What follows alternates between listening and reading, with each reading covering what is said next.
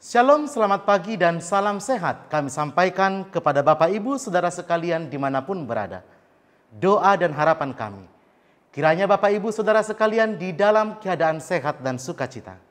Terlebih kiranya saudara dan kita semua selalu dalam lindungan Tuhan kita Yesus Kristus.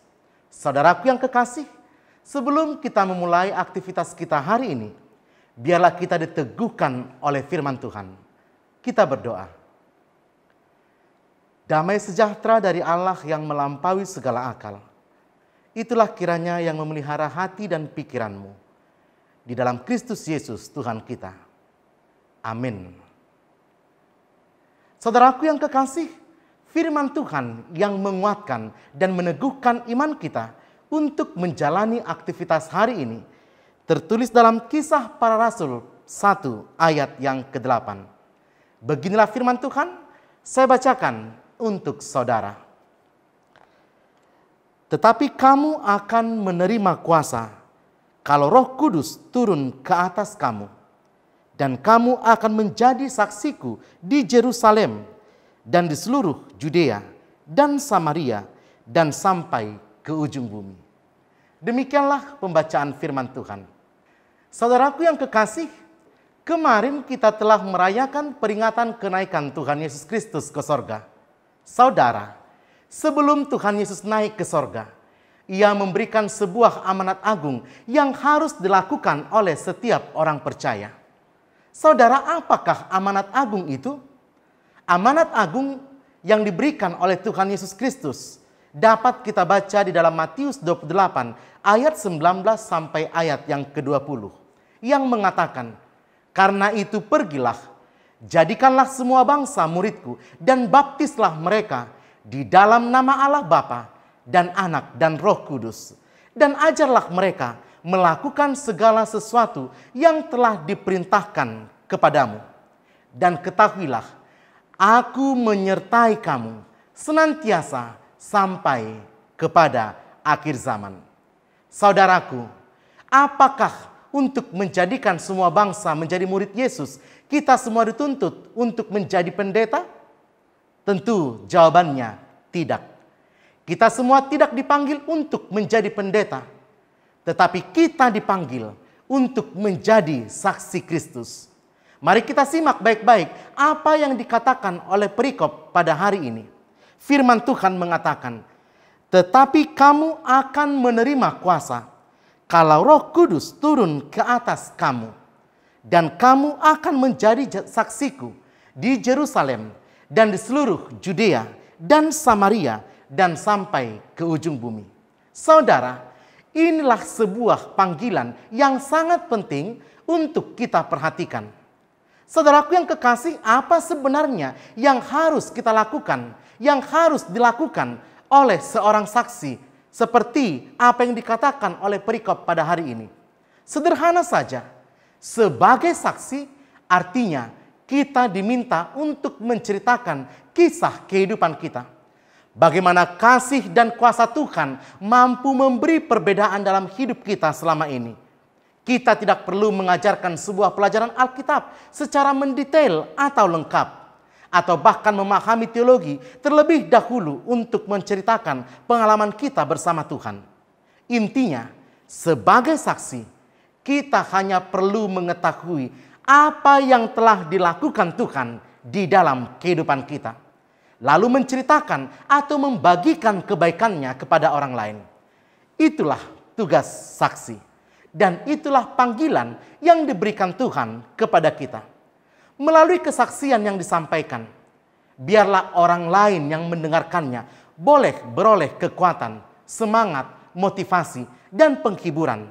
Sehingga mereka semakin berkeyakinan bahwa dalam segala perkara Tuhan turut bekerja. Saudara, mari kita lihat penggalan perikop pada hari ini yang mengatakan, "Kamu akan menerima kuasa kalau Roh Kudus turun ke atas kamu." Saudara, artinya Tuhan bukan menggantungkan semuanya kepada kemampuan kita. Seperti kemampuan berbicara, kemampuan menjaring massa, kemampuan mengajar, kemampuan menguasai Alkitab, dan lain-lain. Tuhan mengatakan di dalam perikop ini bahwa semua itu merupakan hasil pekerjaan Roh Kudus. Kita hanya perlu bersaksi, lalu kita serahkan kepada Roh Kudus untuk menjamah mereka yang mendengar kesaksian kita. Namun saudara, perlu kita ingatkan dan perlu kita ketahui untuk berhati-hati dalam bersaksi tentang Kristus. Dalam kesaksian tentang Kristus, jangan menjadi jatuh pada kesombongan diri. Saudara, mari kita lihat. Kita sering mendengar orang-orang memberikan kesaksian-kesaksian yang disampaikan oleh jemaat di dalam sebuah persekutuan, yang intinya kesaksiannya tidak lagi memberitakan tentang Kristus dan pekerjaannya. Tetapi mari kita lihat secara seksama, banyak orang yang mengaku bersaksi, tetapi mereka menceritakan tentang pribadi sendiri atau menonjolkan diri sendiri. Padahal harus kita ingat, inti dari kesaksian itu seharusnya adalah Tuhan yang dimuliakan, Tuhan yang diceritakan, bagaimana Tuhan turut campur tangan dalam setiap permasalahan, bagaimana Tuhan sanggup membuka jalan saat tiada jalan. Di sepanjang perjalanan hidup kita, yang tidak terhitung banyaknya pertolongan Tuhan yang kita rasakan dalam hidup kita. Mari saudara, kita lihat bagaimana karya Tuhan dalam hidup kita. Tuhan memberikan kesembuhan atas penyakit yang saudara alami. Tuhan pulihkan saudara dari keterpurukan ekonomi dan lain sebagainya. Dan banyak karya-karya Tuhan yang kita rasakan dalam hidup kita. Saudara, mari kita renungkan. Sudahkah hal itu kita saksikan kepada orang lain? Sudahkah kita menceritakan bagaimana Tuhan begitu besarnya berkarya dalam kehidupan kita? Oleh karena itu, melalui perikop pada hari ini, kita mau diajak oleh firman Tuhan. Jadilah saksi Kristus. Bagaimana Kristus berbuat banyak hal dalam hidup saudara. Ceritakanlah itu kepada orang-orang. Bagaimana Kristus menyelamatkan saudara. Saksikanlah itu kepada orang lain. Sehingga orang-orang juga merasakan keselamatan dan kebaikan Tuhan yang sudah kita terima di dalam kehidupan kita. Selamat menjadi saksi Kristus. Dan biarlah Roh Kudus menuntun saudara menjadi saksinya.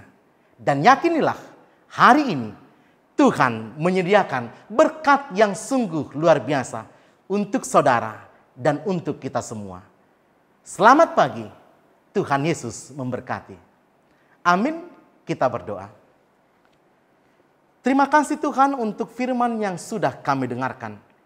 Biarlah firman-Mu boleh menguatkan kami menjadi saksi-Mu, menceritakan kebaikan Tuhan, menceritakan karya keselamatan yang sudah Tuhan lakukan dalam hidup kami. Berkati kami Tuhan melalui Roh Kudus-Mu, agar kami boleh melakukan tugas dan tanggung jawab kami sebagai saksi Kristus dalam hidup kami. Berkati pekerjaan dan aktivitas kami hari ini, berkati keluarga kami, berkati orang yang mengasihi kami, bahkan juga berkati orang yang membenci kami. Dalam nama Yesus kami berdoa. Amin.